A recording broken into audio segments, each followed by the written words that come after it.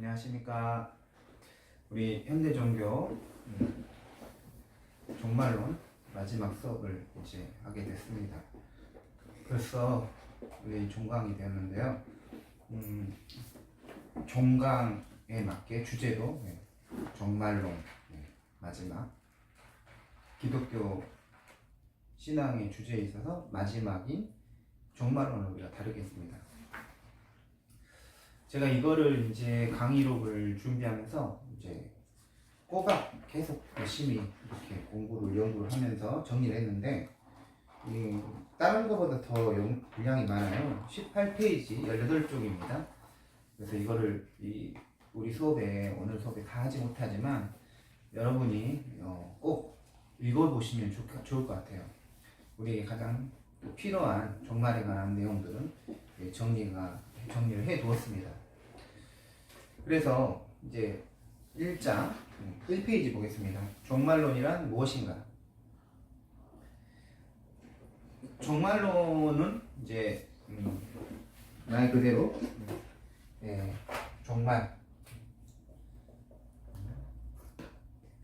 종말론이죠.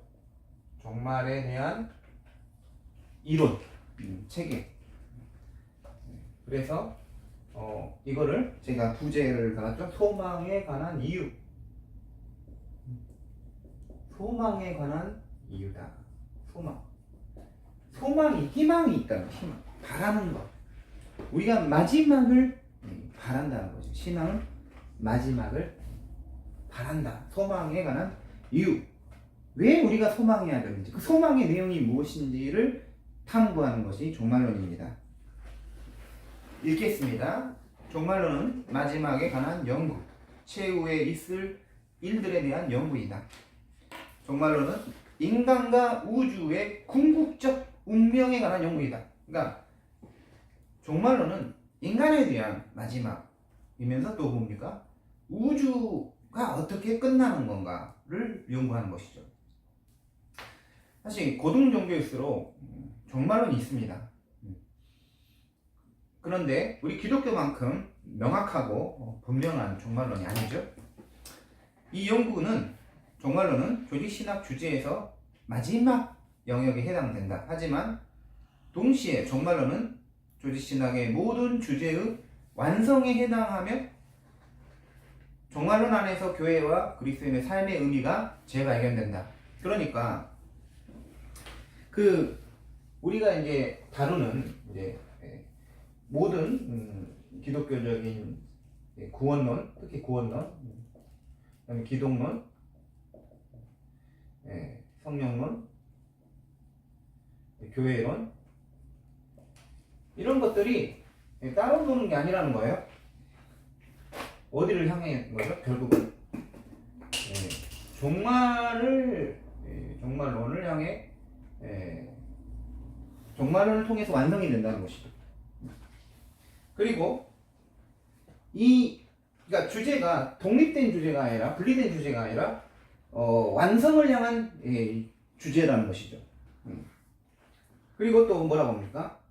교회와 그리스도인의 삶의 의미가 다시 발견된다. 그러니까 종말론을 공부하는 게 이 기독교인의 삶, 윤리, 또 교회의 삶이 이 관점에서 다시 살필 수가 있다는 거죠. 다시 보게 된다는 것입니다. 그래서 이제 마이클 호튼이 말한 것처럼 이는 우리가 기독교 신앙 및 실천의 체계 전체를 이해하는 데 없어서는 안 될 렌즈이다. 그러니까 종말론의 관점으로 이런 거를 거꾸로 우리가 봐야 한다는 것이죠. 마지막 것이지만 마지막을 통해서 보게 하는 것입니다.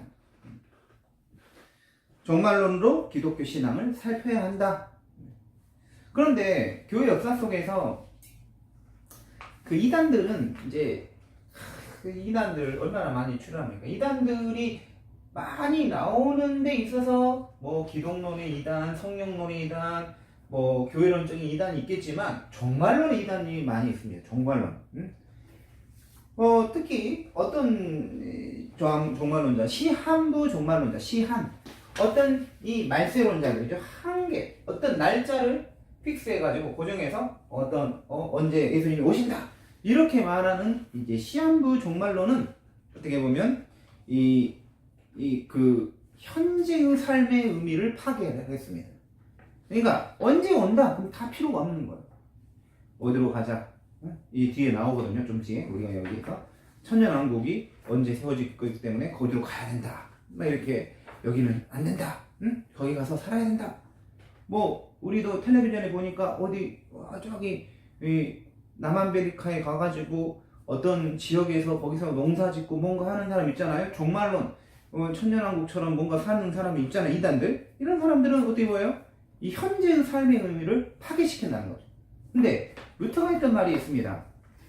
나는 내일 지구가 멸망한다고 해도 오늘 한 그루 사과나무를 심겠다. 이게 종말론이라는 거죠. 내일 멸망하기 때문에 사과나무를 다 필요 없다 뽑아버리겠다가 아니라 내일 멸망하기 때문에 내일 지구가 멸망한다기 때문에 현재의 의미를 더 철저하게 살아야 한다라는 것이죠. 종말론은 이제 두 번째 달라 세 번째 줄 기독교 신앙의 목표 완성이다. 그리스도인의 소망은 단지 이 현세 삶에 있는 것이 아니다. 여러분 우리 기독교인들의 소망이 그냥 단지 이 땅에서 좋은 차 타고 좋은 집 얻고 돈 많이 벌고 맛있는 거 먹고 여기 우리 소망이 있는 게 아닙니다. 또 어떻게 보면 그렇게 되면 거꾸로 그래서 지금 돈 없고 지금 아프고 지금 괴로우면 비참합니까? 아니면 돈 있고 뭐가 권력이 있으면 행복합니까? 그게 우리 기독교에서 말하는 게 아니라는 거죠. 응? 소망은 현세 삶에 있는 게 아니라는 것입니다. 사도 바울이 이렇게 말합니다. 우리가 더욱 불쌍한 자가 된다. 그러니까 만약에 기독교의 믿음이 현세의 삶에 있다면 가장 불쌍하다는 거예요. 어떤 면에서는 세상적인 쾌락을 포기합니다. 기독교인들은. 순교로 하자가 되는 거예요. 십자가를 지고 주님과 함께 죽어버립니다. 그게 현재적인 삶이 있다면, 삶에만 있다면, 소망이 여기에만 있다면 가장 비참한 사람이 된다는 것이죠. 성경은 우리가 무엇에 대하여 소망해야 하는지를 묻는다. 베드로전서 3장 15절 너희 마음에 그리스도를 주로 삼아 거룩하게 하고 너희 속에 소망에 관한 이유를 묻는 자에게는 대답할 것을 항상 준비하되 이렇게 말합니다. 소망에 관한 이유. 우리 종말에 우리가 희망하는 것이 뭔지 왜 내가 희망해야 되는 것인지를 물을 때 그 이유를 우리가 말할 수 있어야 돼. 그럼 다른 말로 하면 이렇게 말할 수 있죠. 당신들은 왜 그런 신앙을 가집니까? 교회에 다니지 않는 사람에게 왜 그렇게 쓸데없이 교회 갑니까? 왜 교회 가서 헌금 내고 믿음 생활합니까? 말할 수 있어야 한다는 거예요. 그 사람도 이해가 안 되죠. 도대체 왜 그러는지 이해가 안 됩니다. 우리는 말할 수 있어야 한다는 거죠. 소망이 무엇이고 그것을 왜 가지고 있는지 대답할 것을 항상 준비해야 한다. 종말론은 다음과 같은 연구가 주제이다. 먼저 종말론을 이제 그리스도의 현존과 부재의 문제로 접근한다. 이건 제가 보는 이제 관점입니다. 구약 시대로부터 이제 성육신, 이제 승천, 재림에 이르기까지 현존과 부재의 그리스도가 현존하시고 또 부재 안 계시고의 변증법적인 그 관점 그걸로 이 주제를 살핍니다. 다음은 개인적 종말에 관한 것으로 신자의 죽음의 문제, 죽음이 무엇인지를 다루겠습니다. 죽음의 기원과 목적을 살핍니다. 그래서 이제 종말에는 두 가지 종말론이 있죠. 개인적 종말론, 그 다음에 우주적, 또 보편적, 일반 종말. 우주적이죠. 개인적인 종말론이란 건 내가 개인이 죽는다는 거죠. 생을 마감할 날이 온다는 것입니다. 그러면 어떻게 될 것인가? 그러면 이 우주, 이 인간, 모든 인간의 끝, 이 역사의 끝과 관계된 그리고 어떻게 될 것인가? 두 가지 주제로 나누어지는 것이죠. 그래서 이가 이제 신자가 우리 그리스도인이 죽으면 이 우주적 종말이 더 뒤에 있는 것이죠. 아니 더 앞에 올 수 있어요. 어떤 경우냐? 우리 주님이 내일 오시는 거예요. 그러면 나는 아직 안 죽었어요. 내가 죽지 않았을 때 주님이 오시면 어떻게 됩니까? 우리는 개인적 종말, 죽음 없이 우주적 종말을 경험하게 되는 것이죠. 그런데 지금 이미 죽은 사람이 있잖아요. 이미 죽은 사람들은 다 개인적인 종말을 한 거죠. 그래서 이렇게 도표로 그리면 되겠죠. 이게 우주, 그리스도가 재림하시면서 종말이 되는 거죠. 그리스도의 재림. 그러면 이제 여기 이렇게 지금 현재 우리가 있어요. 현재 우리가 여기 있다는 것은 현재 내가 그러면 이전에 죽은 사람들 있잖아요. 그럼 여기까지 여기 올 때까지 어떻게 되느냐? 이걸 신학적인 용어로 중간 상태라고 합니다. 중간, 그러니까 내가 죽고 마지막 주님 오실 때까지 그 사이를 뭐라고 한다고요? 중간 상태. 그래서 중간 상태에 교리가 있는 것이죠. 가르침이 있는 것이죠. 그래서 개인적 종말은 중간 상태하고 관계가 되는 것입니다. 그래서 신자의 죽음 후에 있는 상태를 중간 상태라 한다. 마지막 우주적 종말을 살핀다. 그리스도의 재림과 몸의 부활과 영생의 문제를 살핀다. 2장 그리스도의 현존과 부재의 변증법. 우리가 이제 큰 골격, 큰 관점에서 역사를 읽을 수 있어야 됩니다. 우리 세속 역사가 있죠. 일반 역사가 있고 기독교 역사가 있는데 기독교 역사가 있죠. 기독교 역사는 언제부터 시작됩니까? 창조죠, 창조. 이거 창조 이후로 바로 타락이 오죠. 타락 이후로도 구원 역사가 있죠. 그러면 이제 기독교 역사 끝나는 게 언제죠? 종말. 하지만 끝나는 게 아니죠. 완성이죠.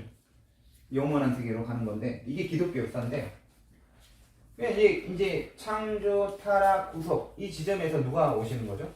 그리스도, 예수 그리스도가 구원자가 되시는 거죠. 구원자가 되시는 거예요.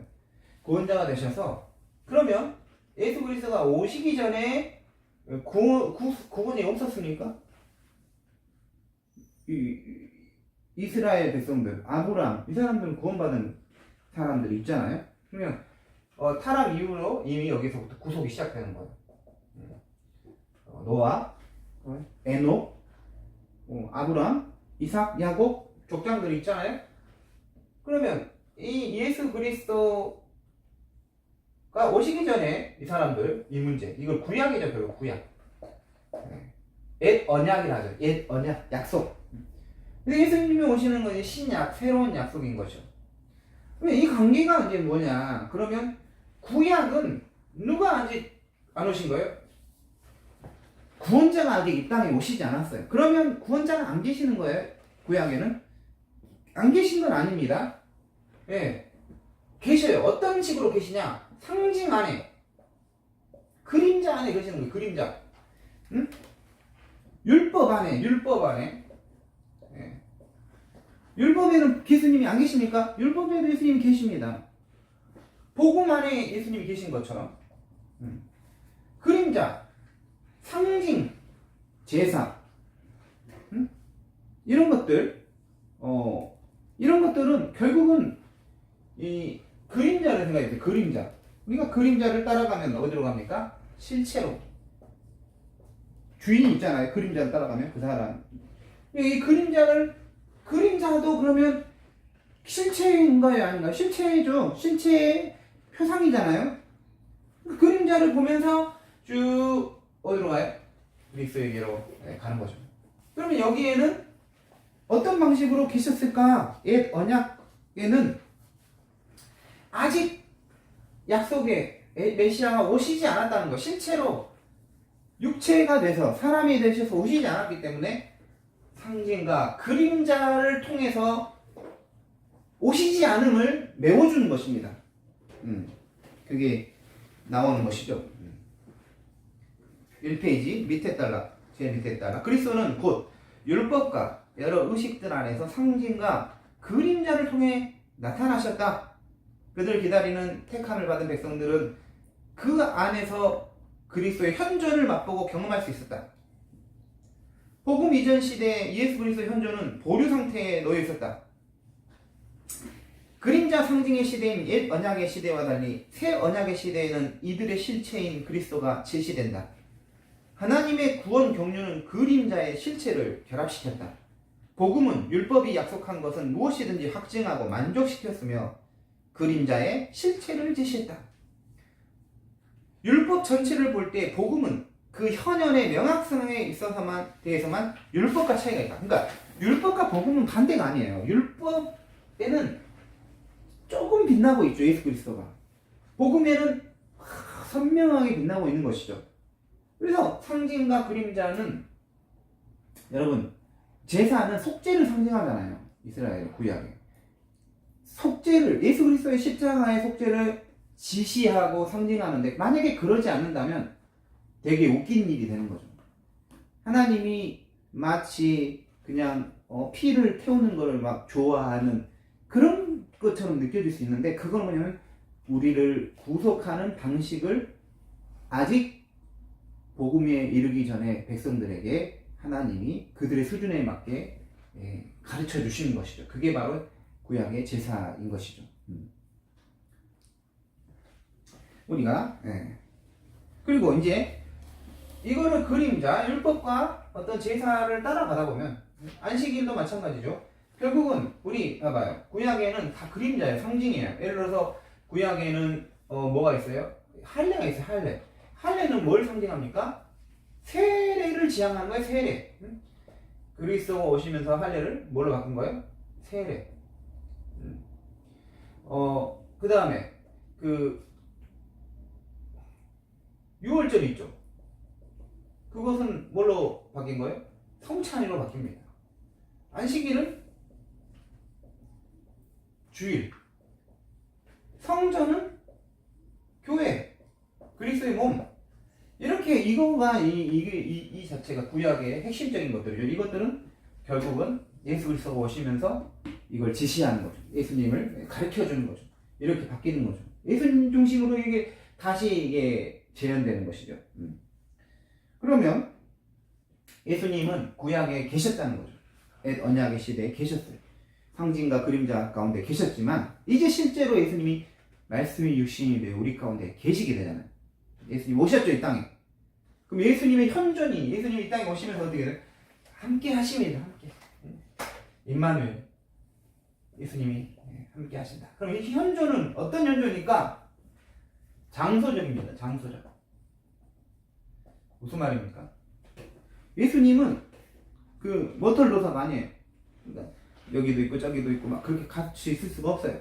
머리카락 해가지고 분신 이렇게 할 수가 없어요. 한 곳에만 있는 거예요. 한 곳에. 모든 곳에 동시에 계실 수가 없어요. 그래서 이제 마리아가 이제 이야기하잖아요. 우리 오라비 나사로가 예수님이 여기 계셨다면 죽지 않았을 거다.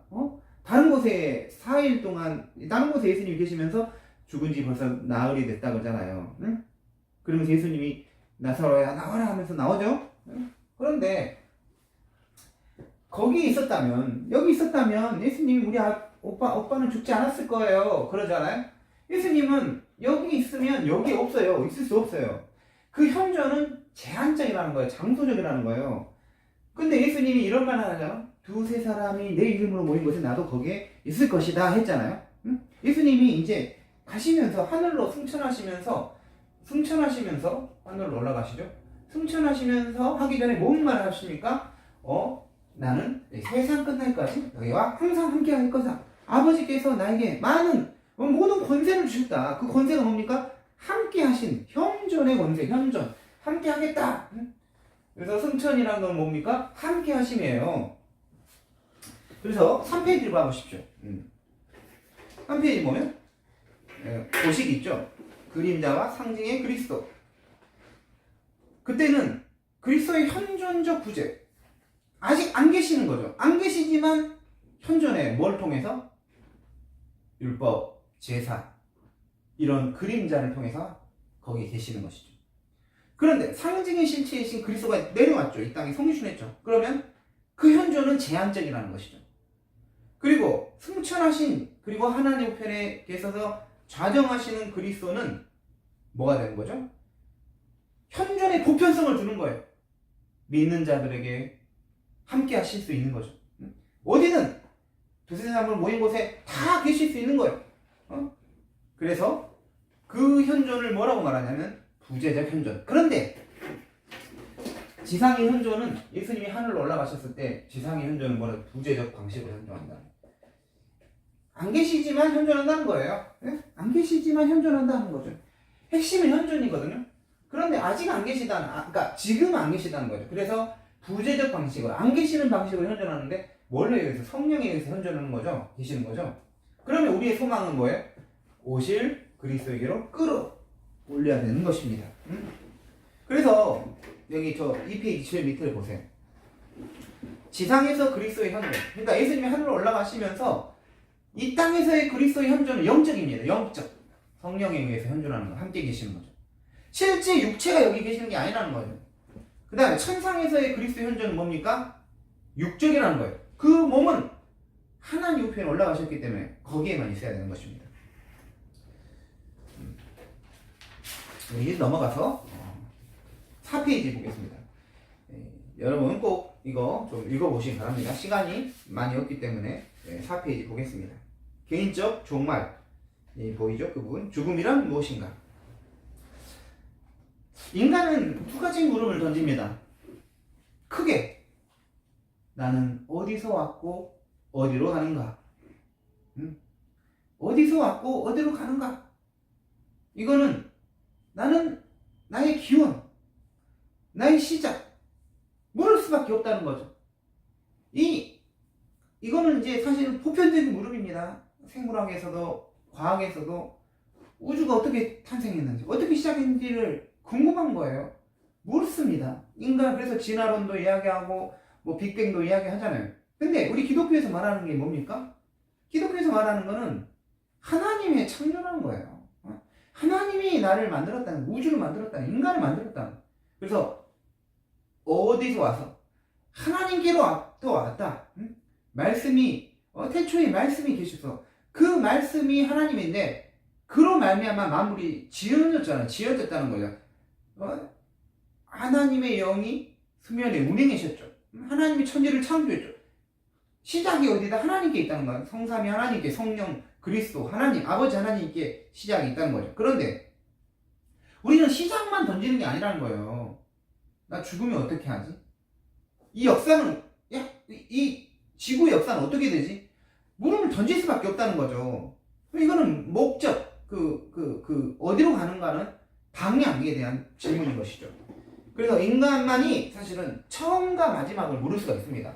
동물은 물을 수가 없어요. 그렇죠? 동물은 나는 어디서 왔구나, 나는 어디서 태어났지, 우리 자기 이제 애완견이 나 어디서 왔습니까? 주인님? 나 어디로 갑니까? 물을 수가 있습니까? 없어요. 하나님, 인간만이 어디서 왔고 어디로 가는지를 물을 수 있다는 것이죠. 자연적인 우리 인간의 끝, 보통 죽음이라고 말하면 죽음. 근데 믿지 않는 사람들은 어떤 생각을 합니까? 죽으면 끝이야. 죽으면 없어. 그렇게 되면 소망이 이 땅에 있는 거죠. 이 땅에 그냥 잘 먹어 잘 살면 되는 거예요. 근데 이제 죽으면 끝인가? 성경은 뭘 말하죠? 히브리서 9장 27절 보이죠? 한 번 죽는 것은 사람에게 정해진 것이요, 그 후에는 심판이 있다. 심판이 있다는 거예요. 심판이 있다는 거는 나눈다는 거예요. 구별해서 어디로 가고 어디로 가게 한다는 것입니다. 그래서 이런 말을 합니다. 죽음은 육체가 땅에 묻히죠. 그건 당연한 거죠. 뭐 화장을 해도 어쨌든 육체가, 이 육체, 우리 이 살들, 이 뼈, 이거는 이제 없어지겠죠. 흡수되겠죠, 이 땅에. 하지만 영혼은 영혼은 소멸되는 건 아니라는 거죠. 영혼은 소멸이 아니라는 거죠. 죽어서 영혼이 없어, 아무것도 없어, 그렇게 되는 게 아니라 죽어도 중간 상태가 있죠. 죽으면 영혼은 깨어 있다는 것입니다. 그래서 이런 말이에요. 예수님이 몸은 죽여도 영혼은 능히 죽이지 못하는 자들을 두려워하지 말고, 영혼을 죽일 수는 없다는 거죠. 오직 몸과 영혼을 능히 지옥에 멸하실 수 있는 이를 두려워하라.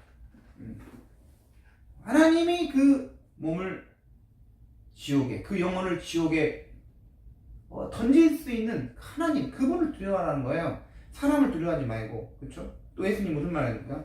오늘 밤에 너의 영혼을 도로 찾으리라. 이 말은 영혼이 없다는 것이, 영혼이 시점이 끝나버린다는 게 아니라, 죽음에 끝나버린다는 게 아니라 다시 돌아간다는 거죠. 다시 이제 찾는다는 것입니다. 죽음을 끝이라고 본다면 죽음에서 소망을 찾기란 불가능합니다. 인간의 죽음이 무엇인지를 알기 위해서는 인간의 생명이 어떻게 시작됐는지를 살펴야 하는 것입니다. 어떻게 인간의 생명이 시작됐습니까? 우리 성경에서 뭐라고 말하죠?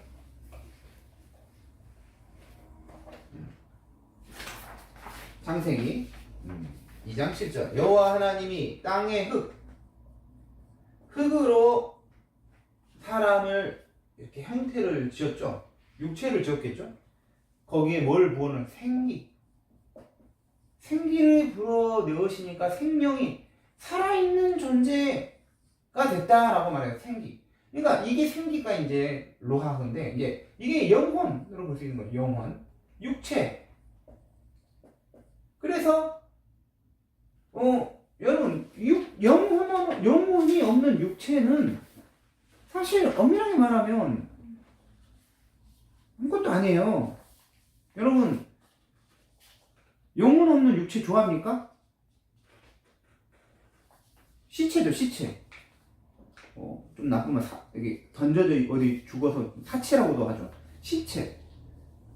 그거는 이제 의대생들은 처음에는 이제 사람 몸을 해부하고 막 그러면 처음에는 막 사람 몸에 대해서 이제 막 무서움도 있고 막, 그러니까 그런데 두려움도 있는데 어떤 그런 게 있는데 나중에는 그냥 물체입니다. 물체가 되는 거예요.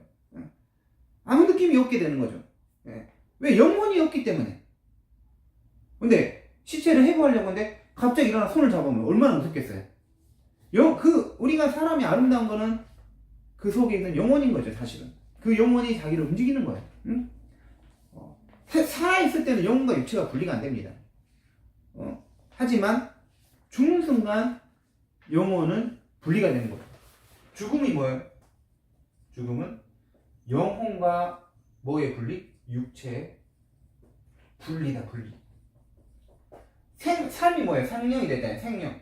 육체의 영혼, 생기를 불어넣었다. 이걸 반대로 생각하면 되는 거예요. 생기가 빠져나가는, 혼이 빠져나가는 거죠. 그럼 죽음이라는 것입니다. 여기 밑에서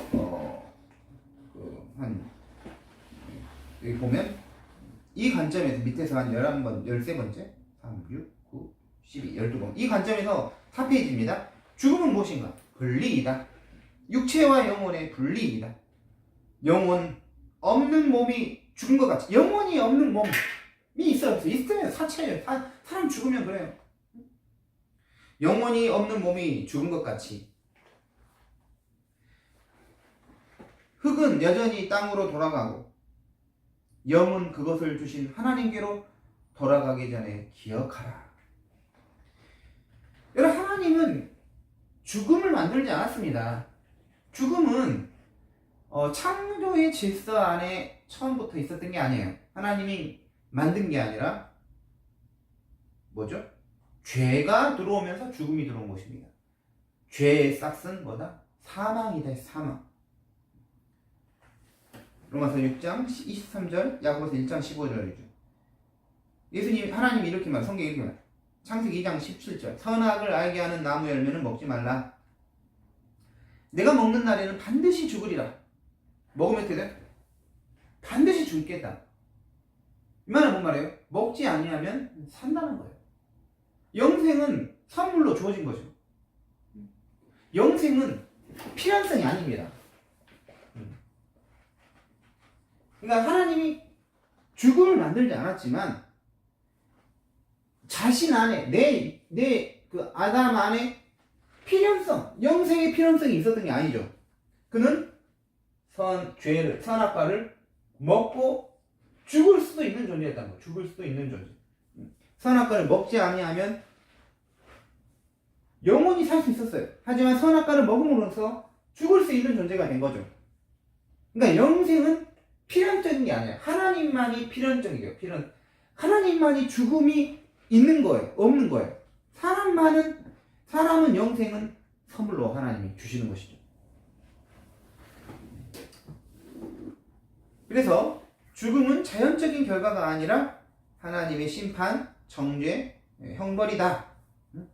그래서 선악과를 먹었을 때 뭐라고 말합니까? 하나님이 너는 흙으로 왔으니 흙으로 돌아가라. 죽어라는 말이에요. 밑에서 세 번째, 하지만 신자에게 죽음의 의미는 달라진다. 신자는 그리스도 예수 안에 있는 생명의 성령의 법이 죄와 사망의 법에서 너를 해방했다 했어요. 죄와 사망의 법이 우리를 더 이상 지배하지 않아요. 예수님은 나는 부활이요 생명이니 나를 믿는 자는 죽어도 살겠고 살아서 나를 믿는 자는 영원히 죽지 아니하리라. 영원히 죽지 않는다 했어요. 하지만 그리스도인은 죽어요 안 죽어요? 죽습니다. 여러분 안 죽습니까? 저도 죽고 다 죽죠. 그렇다면 살아서 나를 믿는 자는 영원히 죽지 아니한다는 말씀이 무엇일까요? 죽음의 의미가 달라지는 것입니다. 바로 이에 대해서 하이델베르크 요리문답 보겠습니다. 그리스도는 우리를 위해서 죽으셨습니다. 그렇다면 왜 우리는 여전히 죽어야만 합니까? 우리가 죽는 것은 우리의 죄값을 치르기 위해서가 아닙니다. 그 대신 그것은 죄를 짓는 것을 그치고 우리가 영원한 생명으로 들어가는 것입니다. 제네바 요리문답에서 다음같이 말한다. 성도들의 죽음은 이들을 더 좋은 생명회로 안내해주는 통로에 불과한 것이기 때문입니다. 그러니까 죽지 않은 죽음, 우리가 왜 죽어요? 왜 죽냐? 불신자들의 죽음은 심판이에요. 심판의 결과, 죄의 싹스로 죽죠. 하지만 신자들에게 죽음은 왜 죽어요? 네? 죄 때문에 죽는 게 아니라는 거죠. 오히려 뭐라고 그러죠? 죄를 짓는 것을 그치게 한다는 거죠. 죄를 지을 수 없게 우리를 만들기 위해서 죽는 거죠. 영원한 생명으로 들어가는 뭐와 같다? 통로와 같은 거예요. 통로. 여러분 그 기차를 타다 가다 보면 굴이 있어요. 굴. 마치 캄캄해서 아무것도 안 보여요. 하지만 그 굴을 통과하면 환한 데가 나오는 것처럼 죽음이라는 굴을 통과하면 이걸 통과해야지만이 영원한 세계가 나온다는 것이죠. 그래서 죽음은 영혼과 육체의 분리이지 끝이 아니다. 다른 더 좋은 상태로의 옮겨진 전이를 의미한다. 하나님 우편에 계신 그리스도와 함께하는 삶은 죽어도 계속된다는 거예요. 그래서 죽음이 뭔가, 여러분 죽음은 뭡니까? 영혼과 육체의 분리가 죽음이에요. 그런데 신자에게서 영혼과 육체의 분리라는 것은, 죽음이라는 것은 죄의 결과가 아니라는 거죠. 불신자에게 그렇지만 우리는 더 좋은 통로로 가는 과정이다. 2번, 죽음 후 성도의 상태. 이걸 중간 상태라 했죠. 여러분 우리가 죽으면 어떻게 됩니까? 성경에 보면 잠잔다는 말을 많이 씁니다. 그래서 루터 같은 경우는 영혼이 잠자고 있다 이런 표현을 씁니다. 인용구 있죠?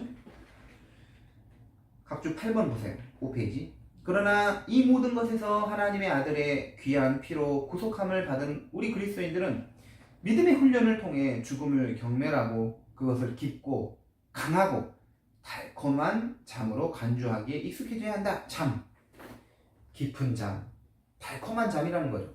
그리스도 안에서 그것은 죽음이 아니라 기분 좋고 달콤하고 짧은 잠이기 때문이다.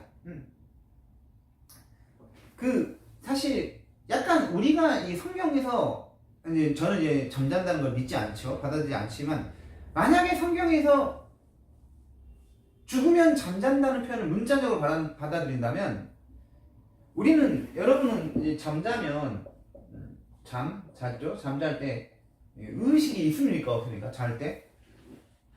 잘 때 의식이 있어요. 꿈을 꾸잖아요. 그래서 우리의 의식은 영혼은 살아있는 거예요. 잠자지 않아요. 영혼은 자면서도 자지 않는 게 우리의 영혼입니다. 응? 그래서 이런 그런 경험 했는지 모르겠는데 제가 공부 많이 할 때는 이제 잠자면서도 꿈속에서 공부를 하더라고요. 꿈속에서도 고민을 하고 꿈에서도 이거를 계속 생각을 하는 거. 그래서 아침에 또 의외로 잘 풀릴 수가 있어요. 안 풀렸던 게. 그렇기 때문에 우리의 영혼은 자면서도 깨어 있어요. 그러면 여기서 성경에서 말하게 잠잔다는 걸 문자적으로 이해한다면 뭘까? 꿈 꾸던 것이 아니라 꿈을 꾸지 않아요. 영혼 자체가 어떤 의식이 있는 게 아니라는 거죠. 잠하고 좀 달라요. 잠잔다는 게. 만약에 그걸 문자적으로 받아들인다면. 순식간에 지나가는 거예요. 그러니까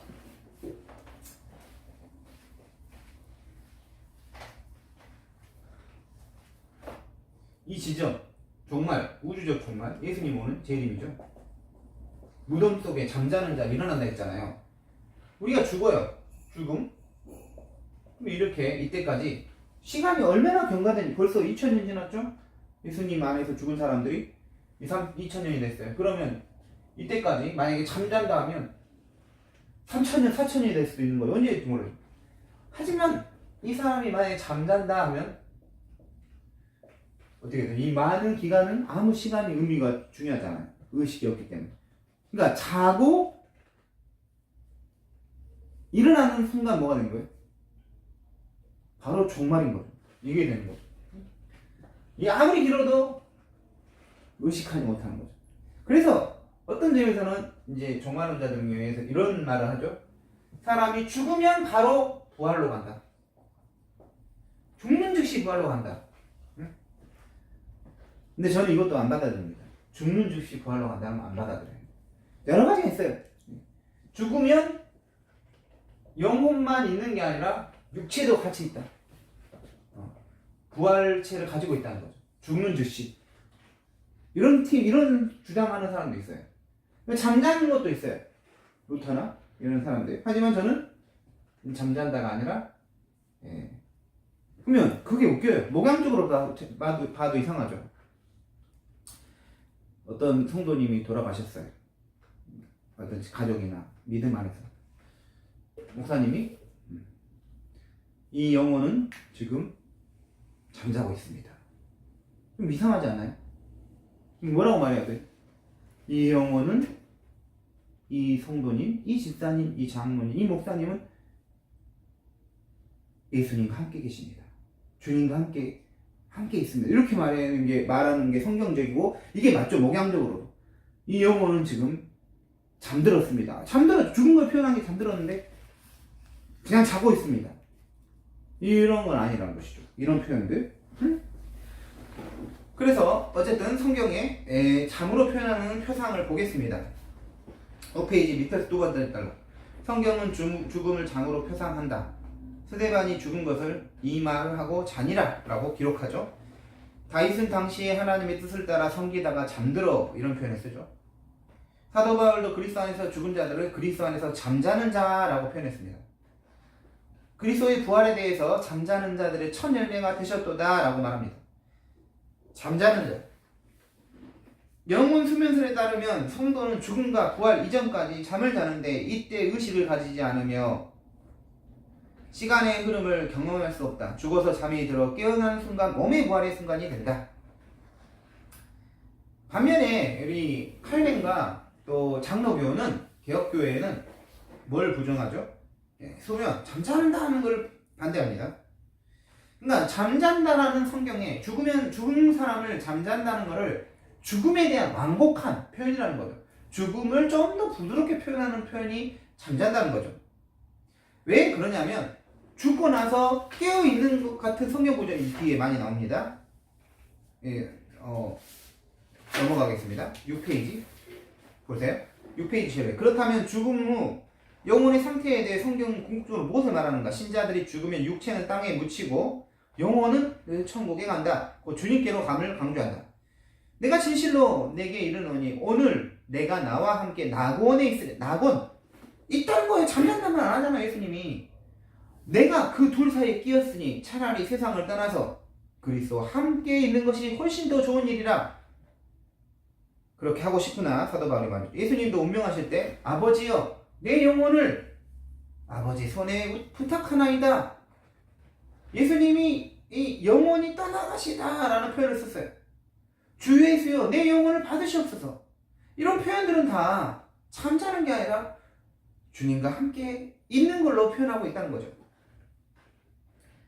그리스도인은 죽기 전에 그리스도와 교제를 나누고 있는 것과 마찬가지로 우리는 지금 현재도 누구와 교제를 나누고 있어요? 예수 그리스도와 교제를 나누고 있는데 이것과 마찬가지로 죽음 후에도 누구와 함께 그리스도와의 교제를 결코 중단하지 않는다는 거예요. 깨어서 영혼은 깨어서 주님과 함께 있다라는 것입니다.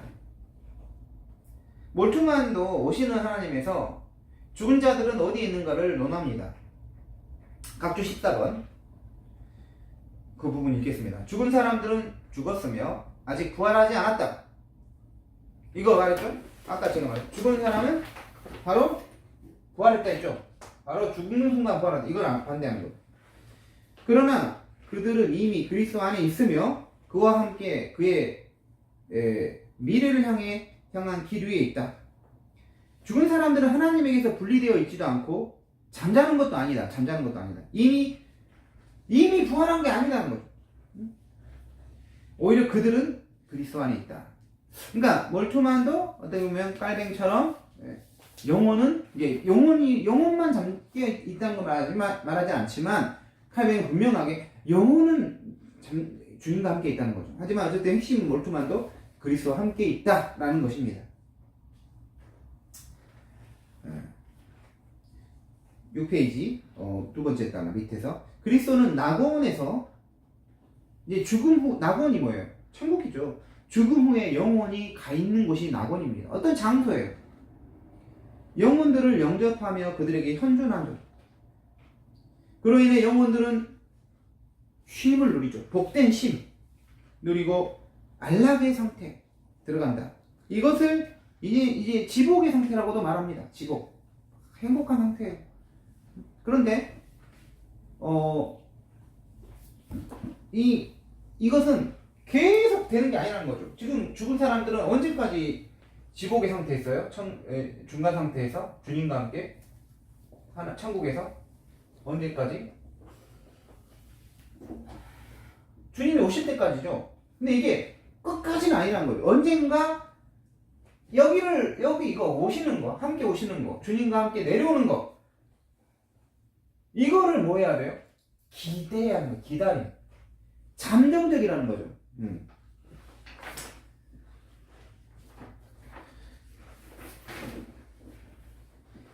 그리고 7페이지 보겠습니다. 제일 위에 신자들이 주님과 함께 잠정적인 기다림 안에서 지복을 경험한다면 그 불신자는 뭐냐? 하나님의 심판 아래에서 잠정적인 심판을 맛본다. 그러니까 궁극적 심판, 양과 염소로 구별하는 그 심판에서 영원한 지옥에 떨어지기 전에 지옥을 맛보는 거죠. 그게 우리는 정확하게 뭔지는 몰라요. 음부의 고통을 경험한다는 거예요.